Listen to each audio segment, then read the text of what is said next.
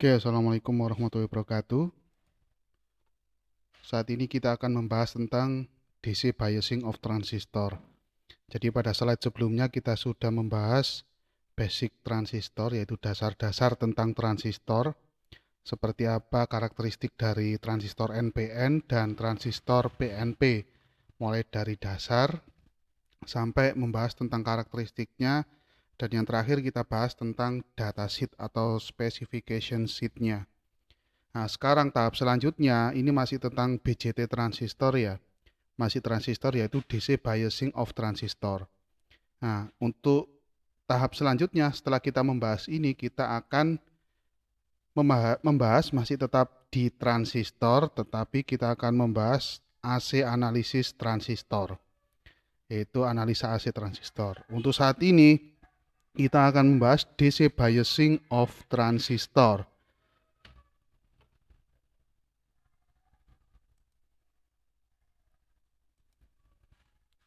Oke, DC biasing di sini adalah pembiasan dengan tegangan DC pada transistor. Jadi pembiasan atau pemberian tegangan DC pada transistor. Contoh konfigurasi, jadi di sini diistilahkan konfigurasi nanti ya, atau susunan. Jadi ada banyak sekali, ada bermacam-macam konfigurasi dari transistor. Contohnya di sini ini dinamakan voltage divider ya, salah satunya. Jadi pembiasan itu salah satunya pembiasan tegangan DC pada transistor itu salah satunya tegangan yang ada di atas ini yaitu 20 volt. Apa yang terjadi pada transistor dengan rangkaian voltage divider seperti ini jika diberikan tegangan DC? Nah, nanti itu akan kita bahas. Oke, langsung saja ke slide selanjutnya. Adapun subtopik, subbab dari yang akan kita bahas pada slide ini yaitu yang pertama kita akan membahas pengantarnya dulu ya. Selanjutnya operating point atau titik kerja. Nah, ini mulai kita membahas pembagian dari konfigurasi transistor, konfigurasi atau rangkaian transistor. Yang pertama di sini ada fixed bias, ada emitter bias. Selanjutnya ada voltage divider, collector feedback, emitter follower, dan common base. Ini ada miscellaneous, ini ada macam-macam nanti di sini. Begitu juga seterusnya nanti masih berhubungan dengan rangkaian transistor. Sampai yang terakhir, sampai ke 20 ini adalah nanti ada kesimpulan di situ. Oke, langsung saja kita ke introduction yang pertama. Kita ke pendahuluan.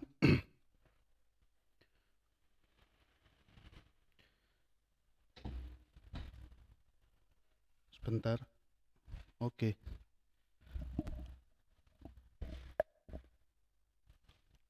The analysis or design of transistor amplifier requires a knowledge of both the DC and AC response of the system. Jadi dalam menganalisa atau mendesain sebuah transistor sebagai amplifier atau penguat, nah, kita perlu pengetahuan tentang atau kita perlu pengalaman atau pengetahuan baik itu respon AC ataupun respon DC dari suatu sistem. Nah, sistem di sini apa maksudnya? Sistem itu merujuknya ke sini nanti. Transistor sebagai amplifier.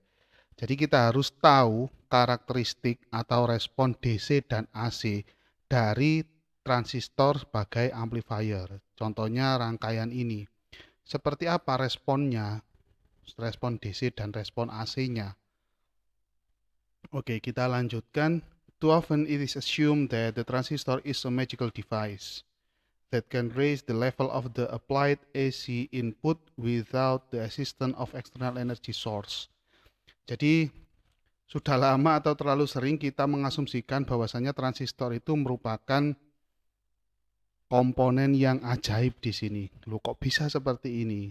Nah, kenapa dia dikatakan komponen yang ajaib atau komponen yang sakti di sini? Yang karena dia dapat ini meningkatkan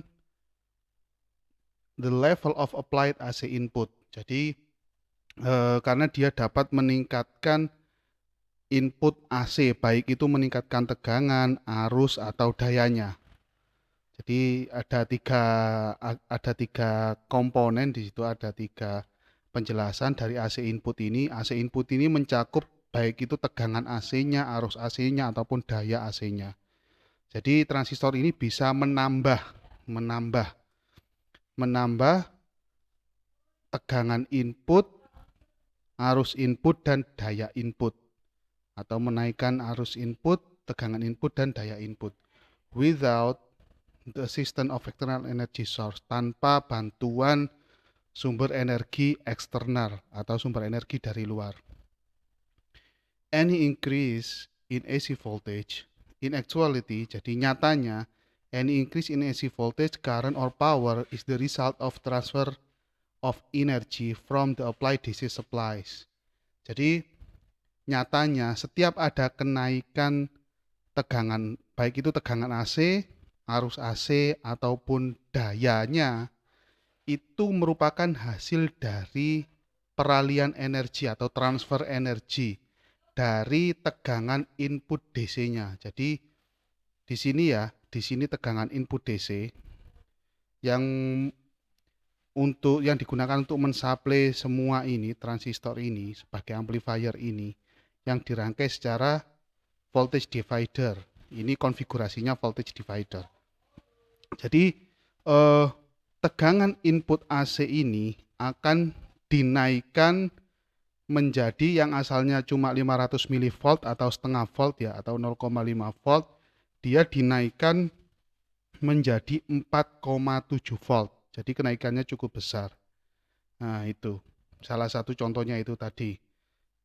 Nah, ini raise the level of applied AC input. Jadi meningkatkan input AC-nya, tegangan input AC-nya. Ini yang ditampilkan tegangannya saja ya. Jadi seperti itu. Nyatanya dia, kenapa kok bisa naik seperti ini? Nyatanya dia dapat bantuan dari tegangan DC supply ini atau tegangan catu daya DC ini sebesar 20 volt yang ada di sini. Oke, ini input, ini output. Kita lanjutkan. The analysis or design of any electronic amplifier therefore has two component. Jadi penganalisian atau pendesainan setiap amplifier di situ ada catatannya elektronik ya sudah pasti kan yang kita bahas tentang elektronik. Setiap analisa atau pendesainan amplifier atau penguat. Nah, oleh karena itu dia memiliki dua komponen utama. Apa saja di situ? Sebentar. Oke, dia memiliki dua komponen utama. Yang pertama DC, yang kedua AC, yaitu komponen DC dan komponen AC. Jadi rangkaian ini dia memiliki komponen DC dan komponen AC. Jadi ada faktor DC-nya, ada faktor AC-nya, atau ada bagian DC-nya, ada bagian AC-nya. Selanjutnya, fortunately, the superposition theorem is applicable. Jadi, untungnya teorema superposisi itu bisa digunakan di sini, bisa diaplikasikan atau bisa digunakan dalam analisa ini. Analisa baik DC ataupun AC.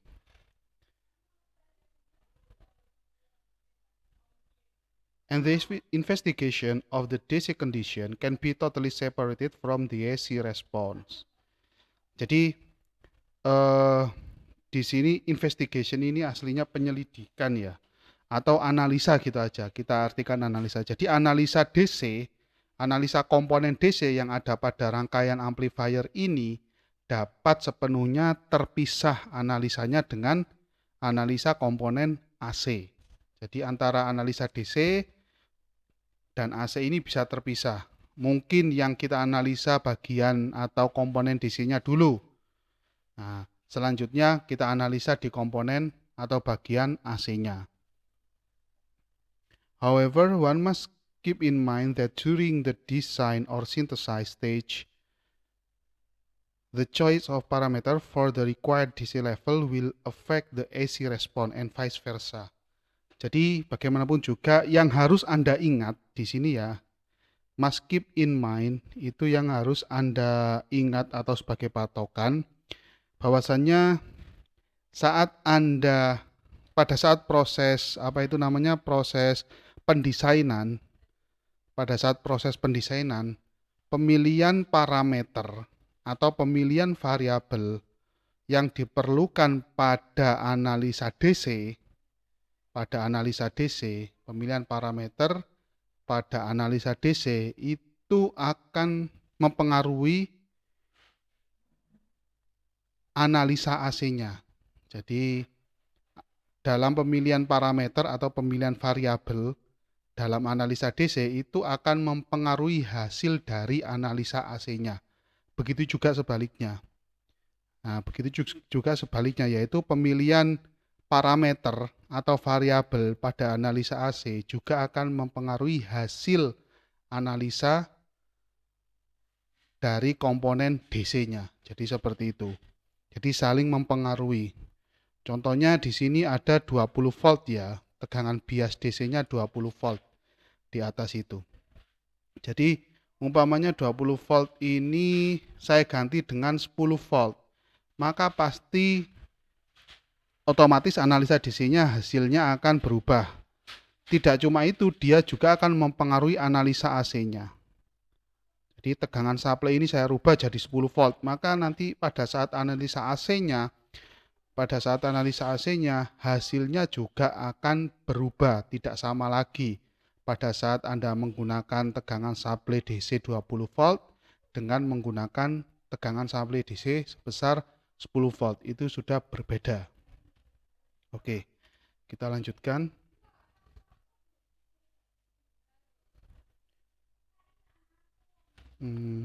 Oke. The DC level of operation of transistor is controlled by a number of factors. Jadi nilai tegangan kerja DC dari sebuah transistor, itu ditentukan oleh beberapa faktor. Jadi ada beberapa faktor. Salah satunya di sini including the range of possible operating point on the device characteristic.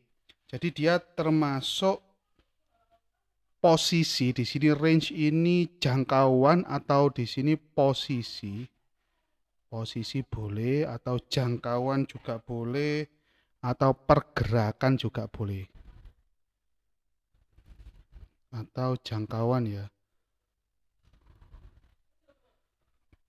Jadi yang mempengaruhi nilai tegangan kerja DC dari sebuah transistor itu salah satunya yaitu posisi titik kerja yang memungkinkan pada karakteristik transistor. Jadi ini kecil sekali ya. Ini ada sumbu Y yaitu arus kolektornya, dan di sini ada VCE-nya. Jadi untuk titik kerja itu bisa bermacam-macam, bisa di tengah pas di sini, atau ujung di sini, atau sebelah kanan, atau sebelah bawah. Jadi seperti itu. Itu juga nanti akan menentukan nilai tegangan kerja pada transistor, nilai tegangan kerja DC pada transistor. Tetapi ini akan kita bahas lebih lanjut pada section 2. In section 2 we specify the range for the bipolar junction transistor BJT amplifier. Jadi pada chapter 2 kita akan membahas lebih lanjut titik-titik kerja dari transistor atau operating point dari transistor. Kita lanjutkan.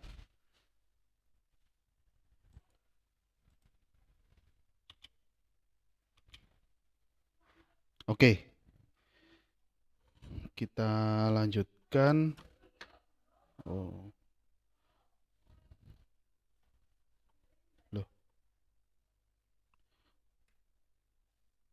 Once the desired DC current and voltage level have been defined, jadi pada saat Anda sudah menentukan nilai arus DC dan nilai tegangan DC-nya, a network must be constructed that will establish the desired operating point. Jadi Anda harus merancang rangkaian, entah konfigurasi apa yang Anda pakai nanti, di mana rangkaian tersebut akan menghasilkan titik operasi yang diinginkan. Jadi titik operasi yang diinginkan bisa bermacam-macam ya, bisa pas di tengah ini, atau di samping kanan, di ujung kiri, dan yang di sebelah bawah. Itu tergantung kebutuhan Anda. Entah itu difungsikan sebagai amplifier atau sebagai cuma switching gitu aja, on off seperti itu. Tergantung kebutuhan Anda. Dan amplifier pun nanti letaknya juga nggak cuma satu titik saja. Oke, kita lanjutkan. A number of these network are analyzed in this chapter. Jadi beberapa macam rangkaian, beberapa macam konfigurasi atau susunan rangkaian akan kita bahas pada slide ini atau pada bab ini. Jadi ada macam-macam nanti ya. Ada di situ yang namanya fixed bias, nanti ada emitter bias, saya singkat saja, ada voltage divider, ada kolektor feedback CB, kolektor feedback CF ya. Selanjutnya ada emitter follower EF. Ada selanjutnya yang namanya common base CB, common base. Jadi macam-macam. Ini beberapa saja, nanti ada lagi selain yang ada saya sebutkan barusan.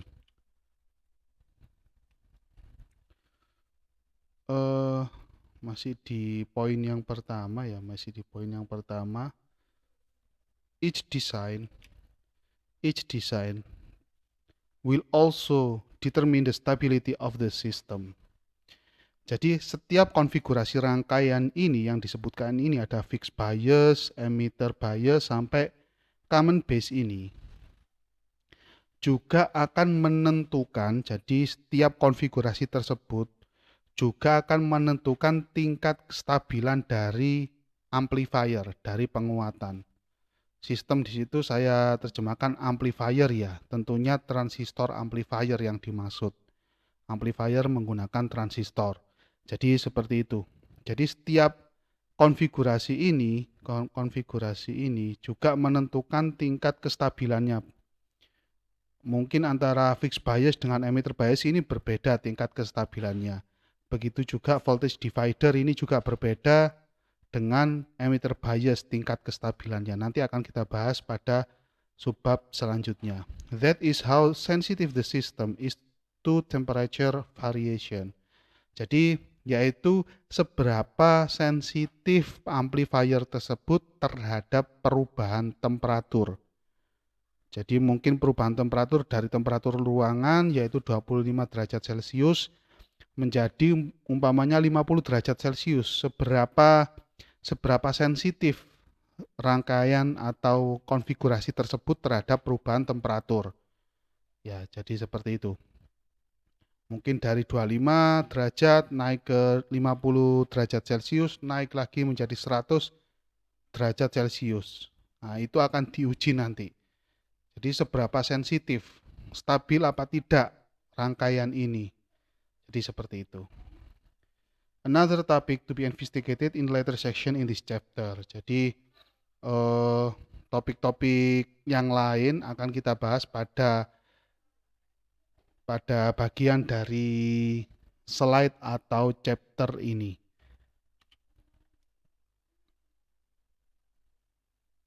Although a number of networks are analyzed in this chapter, meskipun beberapa konfigurasi rangkaian akan kita bahas pada bab ini, pada slide ini, there is an underlying similarity in the analysis of each configuration. Jadi ada kemiripan persamaan yang mendasar. Jadi ada kemiripan persamaan yang mendasar pada analisa tiap-tiap konfigurasi. Mulai dari fixed bias yang awal-awal dulu ya, yang fixed bias sampai common base. Ini ada kemiripan persamaan yang mendasar. Jadi ada persamaan yang mirip yang digunakan pada semua konfigurasi yang saya sebutkan barusan. Jadi, due to the recurring use of following important basic relationship for transistor, dikarenakan penggunaan yang berulang-ulang pada persamaan dasar transistor berikut ini. Pastinya persamaan ini penting ya, karena dia berlaku pada semua konfigurasi yang saya sebutkan. Jadi important ini nggak usah saya sebutkan, sudah tahu Anda ya. Di sini penting. Jadi ada persamaan mendasar yang mirip antara konfigurasi satu dengan konfigurasi yang lain. Yaitu apa? Akan diperlihatkan di sini. Yaitu ini. Persamaan 4.1 sampai persamaan 4.3. Yang pertama yang ini yang tidak lepas dari semua konfigurasi ini, yaitu VBE sama dengan atau ekuivalen dengan 0,7 volt. VBE yaitu tegangan basis terhadap emitor sebesar kurang lebih, mungkin ada yang 0,6 atau 0,65, kurang lebih 0,7 volt. Persamaan kedua yaitu IE sama dengan beta plus 1 kali IB. Itu IE sama dengan beta plus 1 kali IB.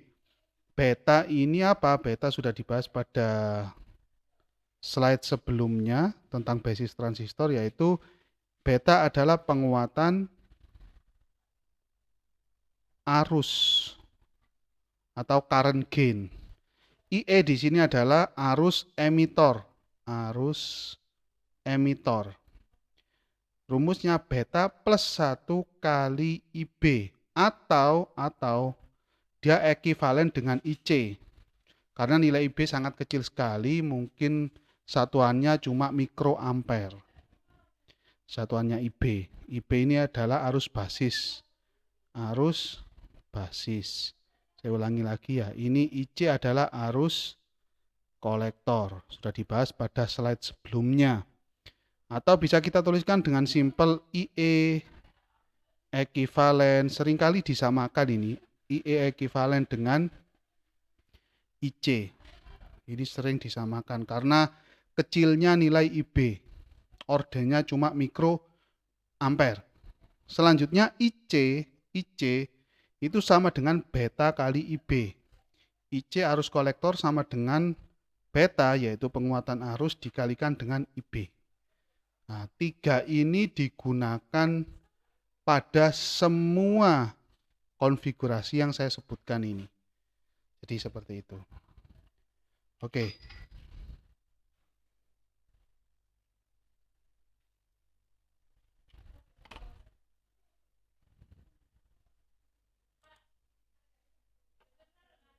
Oke, kita lanjutkan untuk slide ini. Sebentar.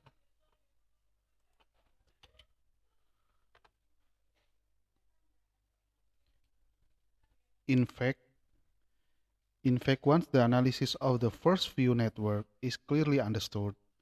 Jadi nyatanya nanti pada chapter ini ya, pada bab ini, pada saat Anda sudah memahami beberapa analisa dari konfigurasi transistor, beberapa ini mungkin 2 atau 3 ya. Yang pertama fixed bias, ada emitter bias dan voltage divider. Mungkin dari 2 atau 3 konstruksi ini Anda sudah memahami, benar-benar memahami, maka ini the path toward the solution of the network to follow will begin to become quite apparent. Jadi jalan untuk memahami dan memecahkan masalah pada konfigurasi rangkaian-rangkaian setelahnya, ada kolektor feedback, terus ada common base, dan ada emitter follower tadi. Jadi Anda untuk memahami konfigurasi-konfigurasi setelah 2 atau 3 konfigurasi tersebut, maka untuk memahami dan memecahkan masalahnya dia akan menjadi cukup jelas di situ. Jadi Anda menjadi lebih mudah untuk memahami konfigurasi-konfigurasi selanjutnya sampai selesai nanti. Karena banyak sekali, tidak cuma yang saya sebutkan tadi, sampai common base itu aja tidak, ada lagi. Mungkin ada current source, ada cascade, ada sequential, ada macam-macam nanti konfigurasi rangkaian yang belum saya sebutkan. Jadi begitu Anda paham beberapa saja, 2 atau 3 saja, maka konfigurasi yang lain akan menjadi lebih mudah bagi Anda untuk memahaminya. Baik itu untuk memahami dari segi rumusnya atau penurunan rumusnya atau pertanyaan-pertanyaan atau masalah-masalah yang ada di situ yang harus Anda jawab. Jadi itu lebih mudah. Paham beberapa saja, nanti selanjutnya akan lebih mudah. In most instances, the base current IB is the first quantity to be determined. Jadi pada kebanyakan konfigurasi rangkaian transistor ini, arus IB merupakan parameter yang pertama kali harus dicari hasilnya atau harus ditentukan. IB besarnya berapa? Itu harus ditentukan dulu. Pastinya sesuai dengan rumusnya masing-masing. Untuk fixed bias rumusnya seperti apa, untuk voltage divider seperti apa, untuk kolektor feedback seperti apa rumusnya IB. Itu yang harus ditentukan dulu. IB sama dengan rumusnya apa? Mungkin untuk yang fixed bias VCC minus VBE per RB, mungkin seperti itu rumusnya. Nah, jadi kalau sudah ketemu IB ini, maka apa yang terjadi? Once IB is known, the relationship of equation 4.1 sampai 4.3 can be applied to find the remaining quantities of interest. Jadi pada saat IB ini sudah diketahui nih, nilainya anggap saja kita ngarang aja ya, umpamanya 10 mikroampere. Nilai IB umpamanya ini 10 mikroampere. Begitu nilai IB-nya sudah diketahui, maka persamaan 4.1 sampai persamaan 4.3 tadi yang disebutkan pada slide sebelumnya dapat digunakan untuk mencari parameter-parameter lain yang ditanyakan. Jadi seperti itu, parameter lain yang Anda kehendaki. Umpamanya Anda ingin mencari VCE besarnya berapa. Nah, itu bisa diawali dari mencari IB dulu. Jadi mencari IB dulu, berapa besarnya IB. Baru nanti Anda gunakan persamaan 4.1 sampai 4.3. Dari situ Anda bisa mencari besarnya VCE salah satunya. Nah, IC kan sudah otomatis. IC sama dengan beta kali IB, sesuai yang disebutkan tadi. Mungkin Anda pengen mencari VCE, tegangan kolektor emitor berapa. Mungkin kalau di situ ada RC, VRC, bisa dicari VRC, tegangan pada resistansi kolektor. Atau Anda pengen mencari VE, tegangan pada emitor berapa. Jadi ini semua diawali dari IB, harus ketemu dulu. Baru bisa runut nanti, urut. Mau mencari apa saja diawali dengan IB, berapa besarnya IB. Pastinya sesuai dengan konfigurasinya masing-masing, tidak semuanya dipukul rata. Fixed bias, emitter bias, voltage divider tentunya tidak sama sesuai dengan rumusnya. Kita lanjutkan. The similarities in analysis will be immediately obvious as we progress through the chapter. Jadi kemiripan dalam analisa, pada analisa ini akan terlihat jelas pada saat kita mempelajari terus-menerus bab ini atau bab DC bias of transistor ini. Jadi pada saat Anda mempelajari bab ini secara terus-menerus, maka Anda akan menemukan banyak kemiripan rumus, terutama di sini ya. Anda akan banyak menemukan kemiripan rumus atau kemiripan analisa. Jadi untuk mencari IB ada kemiripan di situ. Nanti ada subbab di sini summary ya, summary table itu Anda bisa melihat di situ.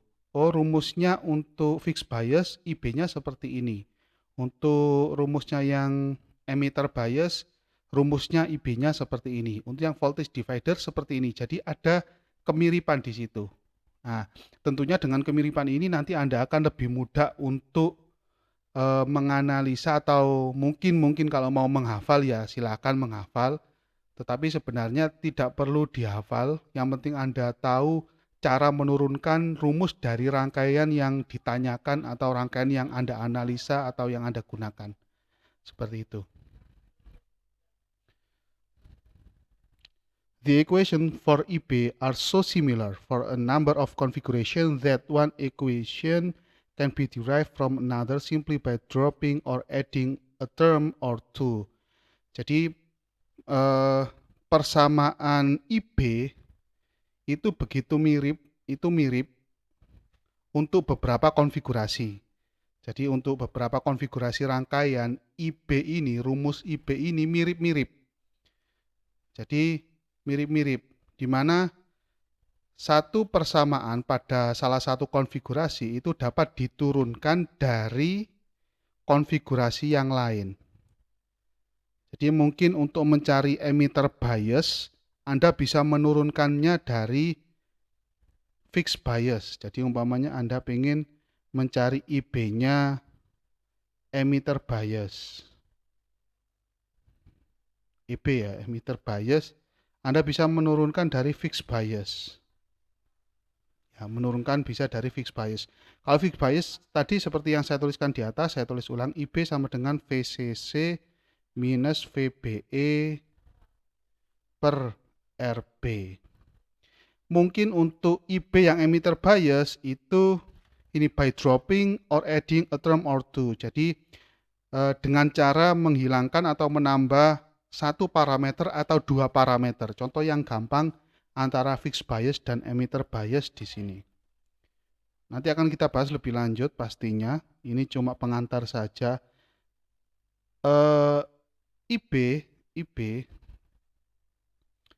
IB sama dengan VCC, anggap saja VCC minus VBE per RE plus RB.